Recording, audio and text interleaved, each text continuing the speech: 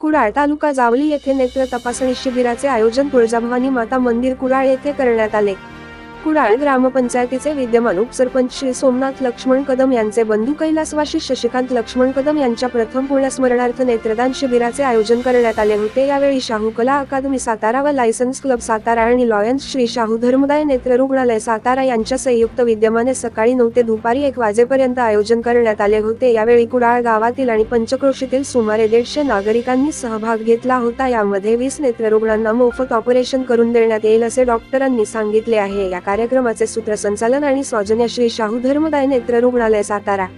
कुडाळ उपसरपंच श्री सोमनाथ कदम, महेश कदम तसेच जय भवानी मित्र मंडळ कुडाळ आणि साई चौक मित्र मंडळ कुडाळ व कदम परिवार कुडाळ यांच्या सहकार्याने आयोजन करण्यात आले होते। न्यूज मराठी लाईव्ह प्रतिनिधी रवी चिकणे कुडाळ जावली।